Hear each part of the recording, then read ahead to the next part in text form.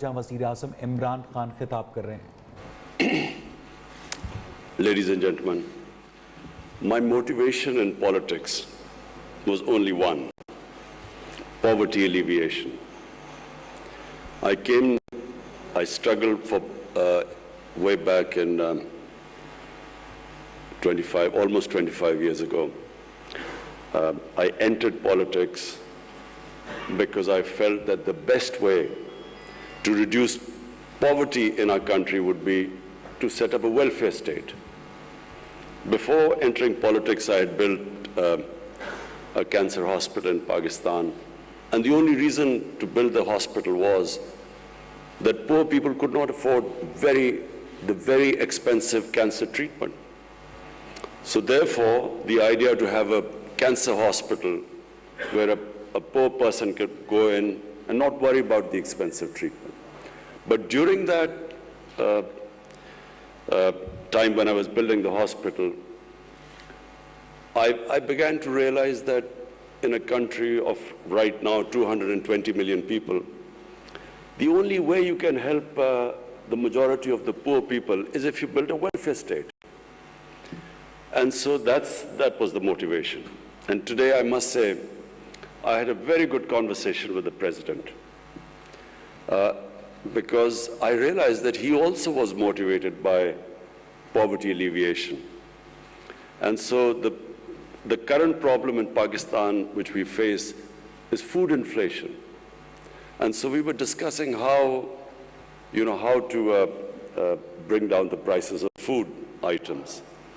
And so we came up, he told me how he went to China and he actually visited various farms from where he discovered that how the Chinese how they had reduced the gap between the wholesale and the retail.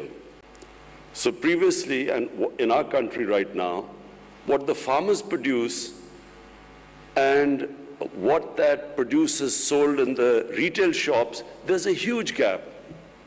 And so the Chinese reduced that gap through technology. And so I must say, I thank the President because I'm immediately going to go back and bring in technology to reduce this gap. The other way we can reduce poverty is through investment, is through promoting profitability, business. And so that's my second emphasis right now. We have completely changed our policies in Pakistan, which have sadly been there for almost 40 years, where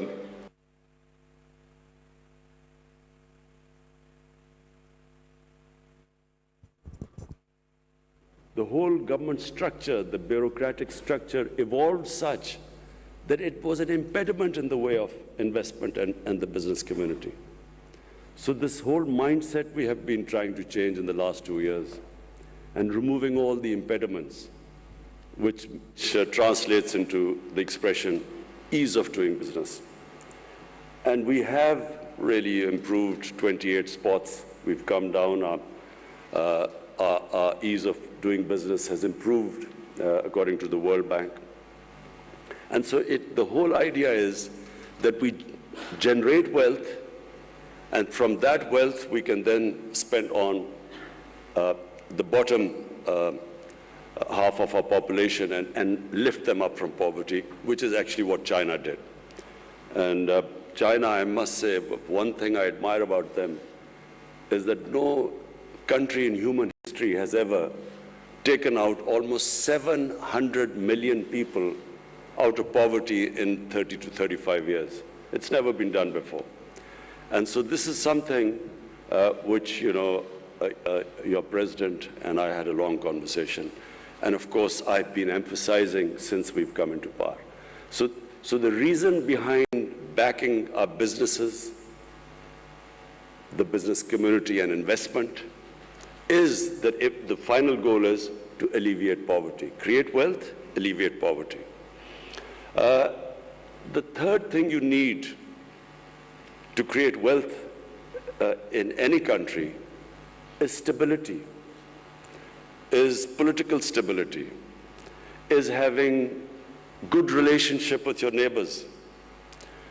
Because one thing which Sri Lanka and we have had in common is that whenever you have conflict or terrorism, as Sri Lanka and Pakistan suffered from, then the first thing that it affects is the business climate, is investment, and in your case, tourism.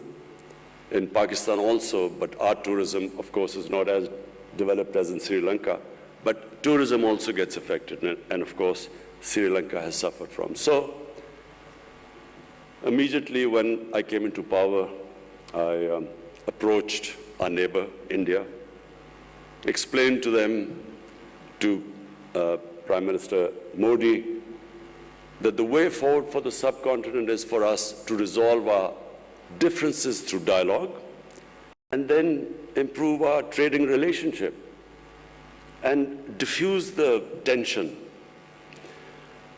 I didn't succeed, but I'm optimistic that eventually sense will prevail that the only way we in the subcontinent can get people out of poverty is have trading relationship, improve our trading relationship, live as civilized neighbors like the Europeans live. Germany and France have, God knows how many wars they've fought and how many millions have been killed fighting each other. But today, it's unthinkable for them to have a conflict because they're so interlinked together because of business. They're so interlinked, the trading ties are so strong, and especially after the European Union, that it's unthinkable that these countries could ever have another war. So similarly, my dream for the subcontinent is that we resolve our difference, and our difference is only one. It's the Kashmir issue. All we want is it to be resolved according to the United Nations Security Council resolution. And this can only be resolved through dialogue. What we've seen in the world in the last 20, 30 years, that when you have conflict between nations, it only breeds more conflicts. A nation goes into war to supposedly to solve one problem, they create 5 other problems after that. You have a war and the US goes into Iraq to finish off supposedly Al-Qaeda, but then you have ISIS in return. So conflicts are no way of solving problems. And I again give the example of China because President Xi specifically spoke to me. He said he also has problems with their neighbors. But all these problems are subservient to trade. Everything is subservient to investment and well-being and business. And so the same thing should apply in the subcontinent. We need to resolve our differences through dialogue, not through conflict. Because eventually, when you do not trade, when these huge, the subcontinent with almost 1.3 billion people, imagine the potential it has. It is one of the biggest markets. And the only thing, in my opinion, keeping it where it is right now, unfortunately, is that our inability to resolve our political differences through dialogue. I also feel that, and I want to believe that Pakistan can play its part in reducing the rising tensions between the United States and China. Some 50 years back, it was Pakistan which opened up China for the United States. It was Pakistan who organized the meeting between Henry Kissinger and the Chinese. So we hope that we can again play our part. We'd much rather be a country which, rather than becomes part of rivalries between countries, we actually become a country that brings other nations and humanity together. Back to Sri Lanka, we have a relationship that has huge potential for both the countries. From Pakistan point of view, I think the most we can learn from Sri Lanka is in tourism, because you have a much more advanced tourism industry compared to us. Pakistan has enormous potential in tourism, but it's completely, that potential so far is being discovered by local tourism, but not by foreign tourism. Local tourism in Pakistan has exploded. There are not enough hotels, guest houses to accommodate the massive tourism that has gone all over the country, specifically our mountain areas. For those of you who don't know, Pakistan has probably one of the most unique mountain sceneries in the world. Some of the highest peaks out of the 10, 12 peaks, almost half are in Pakistan, and along with the second highest mountain in the world. But it's a virgin territory. And why tourism has exploded in Pakistan? Because of the mobile phone. People go with a mobile phone, take pictures, put it on the Facebook, and that's how tourism has exploded locally. But I have been to a resort in Sri Lanka, and the way Sri Lankan tourism has is on a different level to us. So therefore, I brought a tourism minister here, and we would like to have contacts with you in developing resorts in most of our, not just mountain areas. Pakistan also has probably the most undiscovered religious tourism.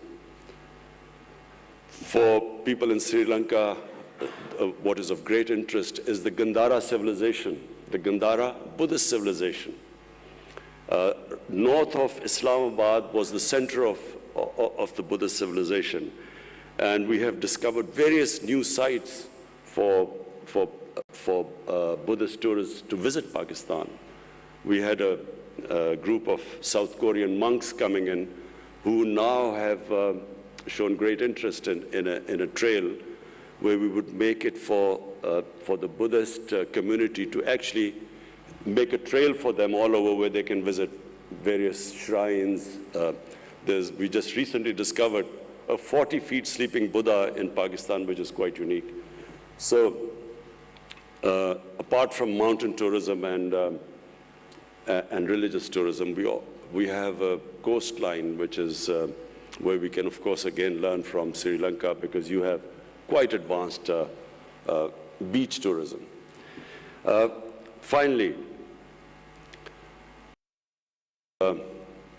ask the business community in Sri Lanka to participate in our CPEC project. CPEC is an initiative of the BRI, the Chinese Belt and Road Initiative. And it opens the opportunity, as our Commerce Minister just mentioned earlier, that it opens the opportunity of Sri Lankan businesses right up to Central Asia. It gives you an opportunity of connecting from Gwadar, which is the port, right up to Uzbekistan and the Central Asian states. And this is the connectivity which Pakistan offers, along with, in CPEC, we have these special economic zones, which give incentives to businesses to set up industry there. So I invite the Sri Lankan businesses, investors, businessmen. You can come over to Pakistan, and we'll be hosting you. Meanwhile, we brought our Pakistan business community, top businessmen here, who will be interacting with you and discussing various ways which would be of mutual benefit to both of us, both the countries. I again thank the Prime Minister for inviting me to Sri Lanka. I extend my invitation to you, Mr. Prime Minister. We look forward to seeing you. And finally, about cricket. I saw the evolution of Sri Lankan cricket team from a non-test playing country into a country that actually won the World Cup in my hometown, Lahore. And I never thought I would see that happen. But the emergence of the Sri Lankan cricket team was actually, for us in the subcontinent, a source of great pride, because it meant that, it was another team which could challenge the best. And yes, the answer about more interaction, sporting relationship, yes, because nothing improves the standard in countries more than when you have countries playing each other in various sports. Number one, cricket, because this is a passion in both the countries. But in Pakistan, our squash teams have been of very high quality, and of course, our hockey team. So we would start our interaction in these areas too.